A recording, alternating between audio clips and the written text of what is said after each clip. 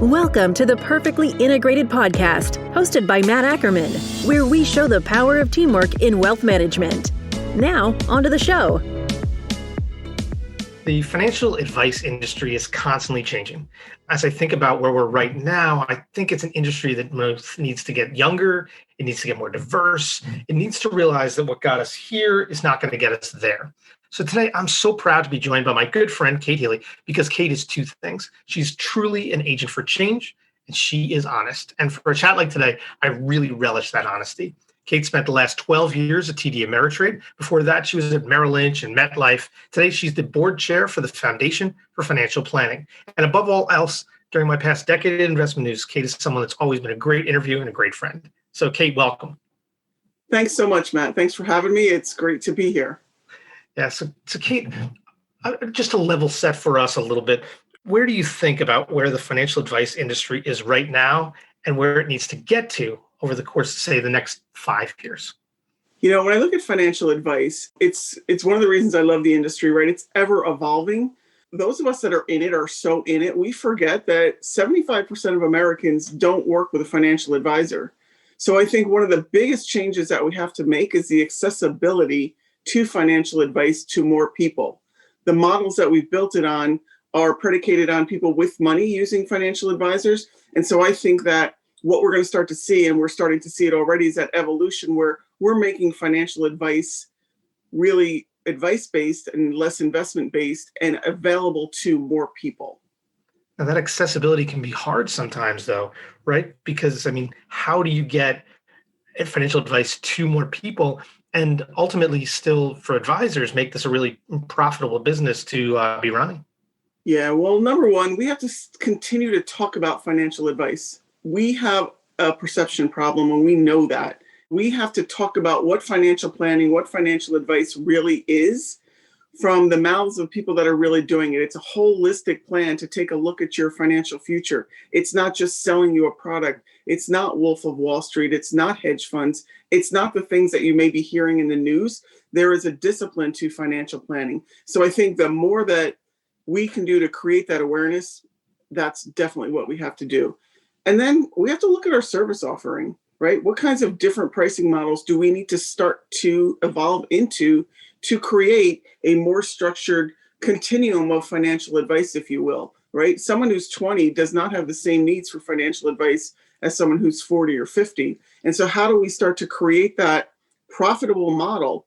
And we're seeing advisors do it today, right? We're seeing, even before the pandemic forced it, we saw the rise in virtual firms, advisors who started up businesses that were all virtual. They didn't have offices, and they met not face-to-face, they met virtually with their clients, and they charged them either by the hour or a subscription fee or for an individual financial plan.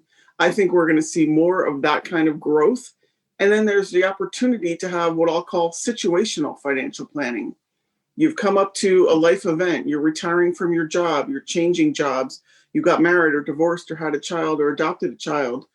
What are the things that you need to look at? And maybe it's, let me pay the advisor $7,500 every 3 years to take a look at my current situation. Less about managing just the assets in it, but really managing your life, that holistic financial plan. I love that idea. We were talked to some advisors that have talked about that subscription model, the Netflix of financial advice. We're comfortable spending a certain amount or spending money up front. But I think the next generation wants everything to be a little more transparent. They don't just want to hand over their money and you to take a percentage. I think they love that idea of transparency or subscription model that you mentioned. They do, and they're willing to pay for it. I think that was one of the biggest things for maybe boomer advisors to understand, that there were advisors who were doing this and they're making six figures doing this, having people, that next generation is willing to pay for the advice. They're asking people, they love the transparency. They've lived their lives on social media. So they crowdsource a lot of decisions already. And so they do want to talk to a financial advisor. And it's different kind of decision making. They might not be asking the advisor as much about their investments. They're going to talk to them about, sure, how do they refinance their student loan debt if that's something that they should look at now, maybe not now. Also, it's, should they pursue an MBA? Will that be cost effective to their career? where should they, before the pandemic, where it mattered where you lived, should they take a job in a high cost area with a high cost of living, or take a job that maybe paid less, but allowed them to raise their family the way they wanted to? All these different kinds of decision making. Do they buy or lease a car? That is much more holistic about your life. It's not just, should I buy this stock or sell this stock short? What are those kinds of things? It's all about, how do I live the life I want to live? And that life probably, especially we know for a lot of generations, includes more mobility, more travel, less ownership of things. Maybe it's not about buying a car, but it's about having the money to go on vacations or to work 6 months of the year in Europe. Really that more holistic planning piece. And I think you hit it on the head there, which is holistic planning isn't just retirement planning either. And I think there's this notion sometimes in folks' heads that you work with a financial advisor to get ready for retirement, but really it's got to start much younger than that, right? Absolutely. Who wants to just be waiting and waiting? I mean, we're if nothing, we are instant gratification, right? Don't tell me to do something now that doesn't work for me for another 50 or 60 or 70 years. I want the benefit now. And so I want to see some of that benefit. And that may be, I take a gap year in the middle of my career and I go explore the world.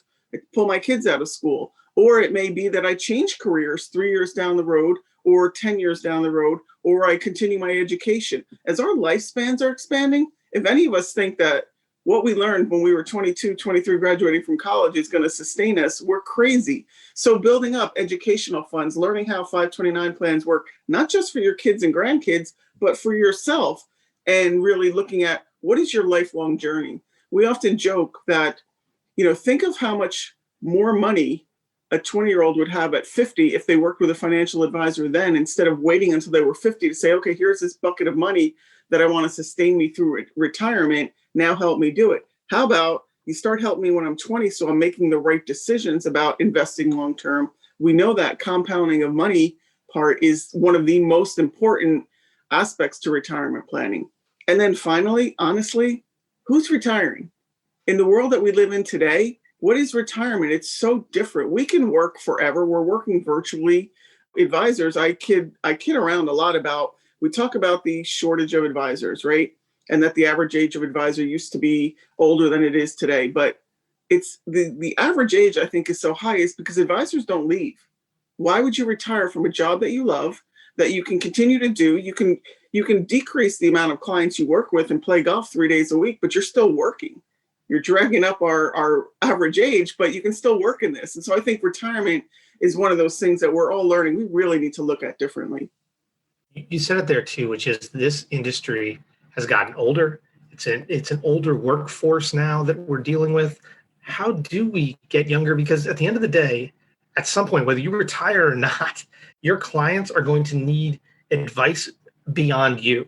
So to take care of your clients, assuming that is the prime directive of these advisors, how do you make sure they're taken care of? And how do we get more good young advisors on the front end of their careers to take us to the next generation? Yeah, absolutely. I don't know about you, but when I look at my doctors now, they have to be at least 20 years younger than me because I'm not changing them. I don't want to work with someone who's my age. I want to work with someone who is, to your point, going to be around. So I think that advisors, we are trending younger. We are getting younger. We're under the age of 50, the average age, finally. But we've got to continue that. And advisors have to look at the demographics of the country, which are younger, and start to really develop that talent. Now, the financial planning degree programs have done a great job of graduating really smart financial planning students, but there's just not enough of them. So they're only graduating a couple hundred a year. We're retiring, according to some reports, we're retiring 10,000 advisors a year. That's a big delta. Advisors have to look around. And one of the things that I think we need to also think about is we always focus on the advisor. As this profession grows, the need for professional management grows within the company. And so we have a need for a lot of different roles. It's not just advisory. And I think that helps us in recruiting, because when we recruit for the advisor role, there's a perception issue of it's all selling, it's all commission based, and it turns people off. But there's a whole infrastructure to each firm. You need management, you need trading, you need operations, you need legal, compliance, marketing, all of that. So I think that there is a way to expand the talent pool that we start to look at. So look at the financial planning students, but also do internships with a marketing student. Take a look at people who have gone to school to become the helpers, the sociology majors, the teachers, the psychology majors. They want to help people, but they have no idea that financial planning exists. And if you can introduce that to them, that this opens up a whole new career opportunity for them.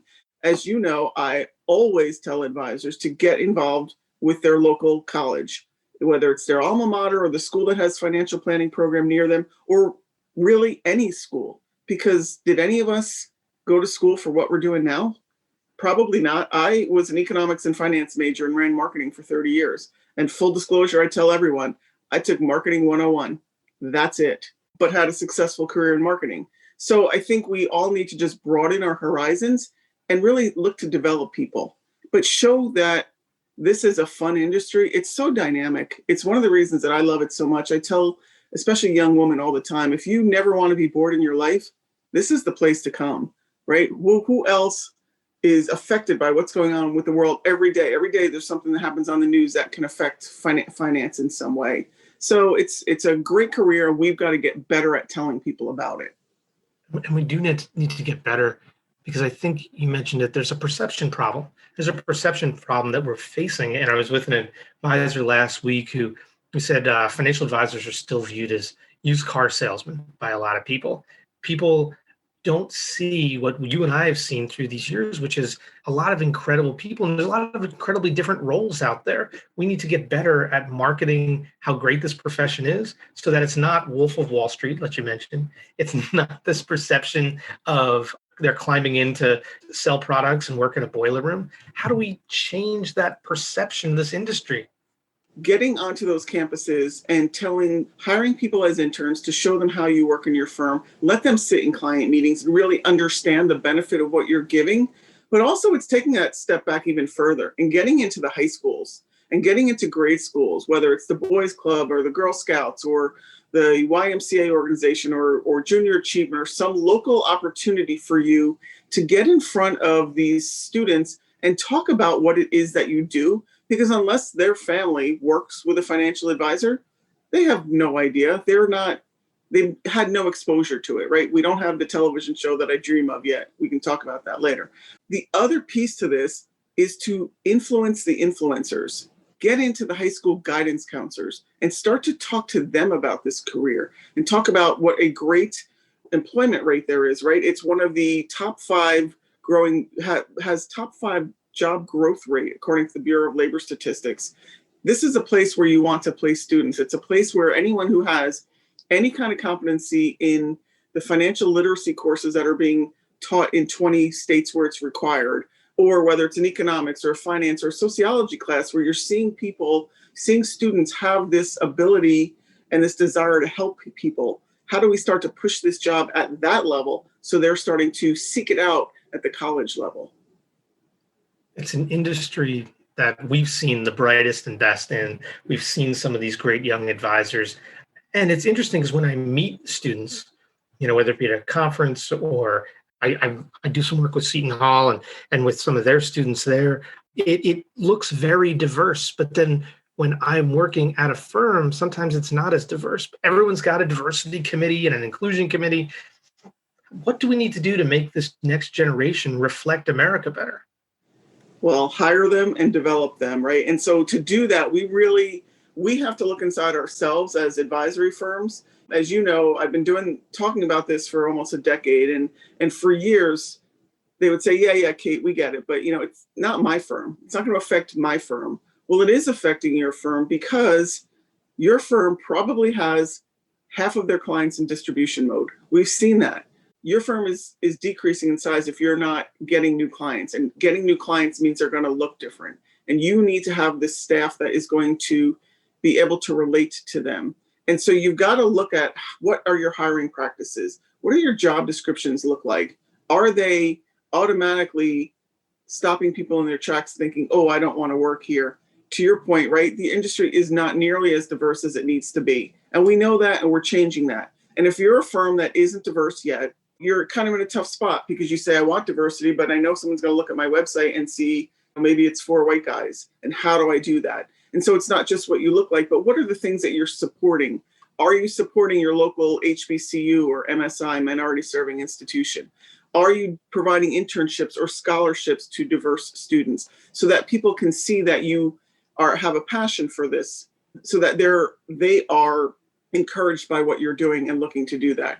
And then also, when you're looking to hire people, especially if your firm isn't diverse, maybe you ask some people to help you in that hiring decision-making process, or even just the interviews. Ultimately, you'd like to have a panel of people interviewing so that you're eliminating any one person's unconscious bias to someone else. And if you don't have people who are diverse in your firm, maybe you reach out to some of your network to help you kind of screen some of the applicants and also talk up on your behalf.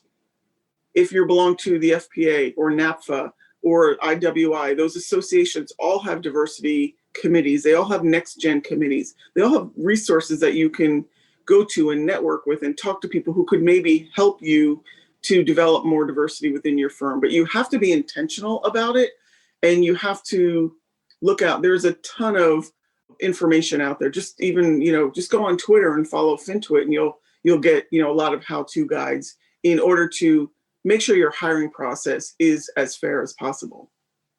Be intentional. That's such a clear, important step here as we kind of move ahead here, is be intentional with all these steps, whether it's getting younger, getting more diverse. You have to be intentional with every step here. Right. When you think about what's ahead, I know you're doing some amazing work with the Foundation for Financial Planning.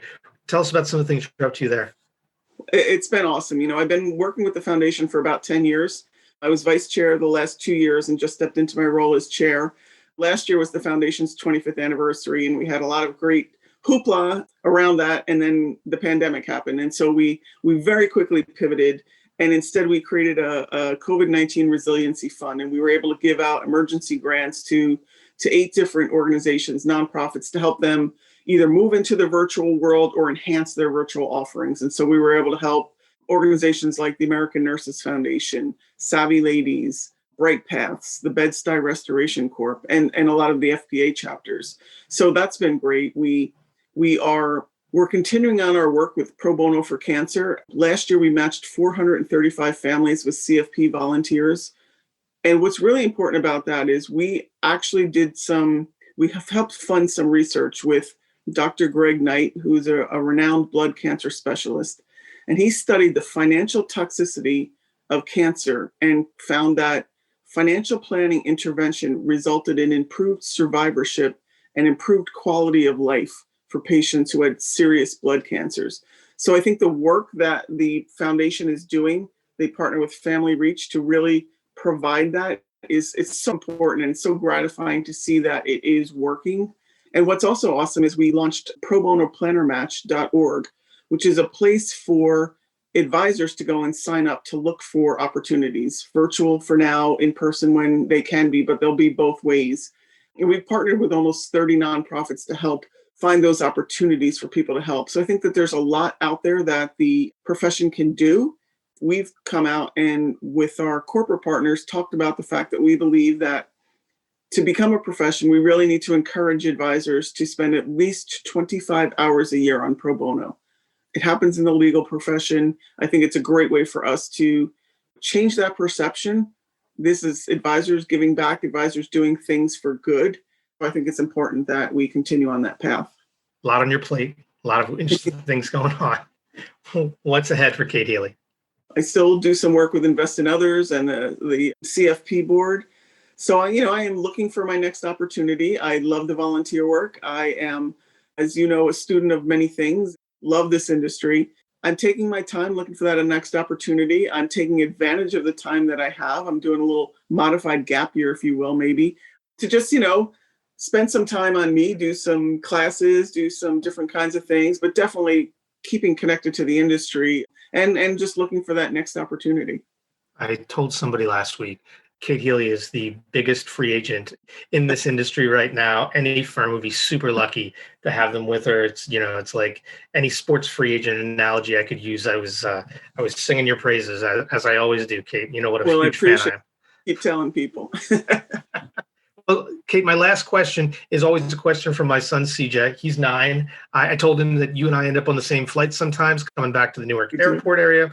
I tend to give high fives to Kate as we pass each other in the rows there or in an airport. So I said to CJ, I told him all this, and he said, his question to you was, what do you do on an airplane to keep from getting bored? We've taken him to Florida a couple times. We've taken him down to Universal and Disney and things like that. So he wants to know what he should do on an airplane. I told him that I watch a lot of bad movies, but he wants to know what you do so you don't get bored on an airplane.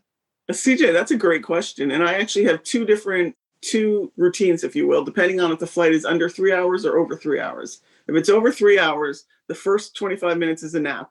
You know how that air pressure puts you out, wake up, and then I would actually work. And the laptop that I had, the battery lasted for 2.5 hours. And I would work until the battery ran out, and then I would switch and watch bad movies. If it's a shorter flight, I wait to see what, depending on the time of day, I may use the meal service or have brought some food on there. And then I try to just read. Actually, no electronics. Maybe it's magazines. I was on a flight once where someone said to me, "Are you in the magazine industry?" And I said, "No, why?" And he said, "Because you have like 3 different magazines. One was like fashion, one was home decor, and one was, I think, financial planning." And he was like, "I can't figure out why you have such a disparate array of magazines out here." Just to clear my mind while I'm in the air. That's the key. Clear your mind. Well, Kate, always a pleasure to talk to you. You give us a lot to think about for our next flight or whatever may come next. So Kate, thanks so much for taking some time today. Thanks so much, Matt. It was great to speak with you. You too. Since I can't be in the airport anymore. Kate Healy, thanks a lot.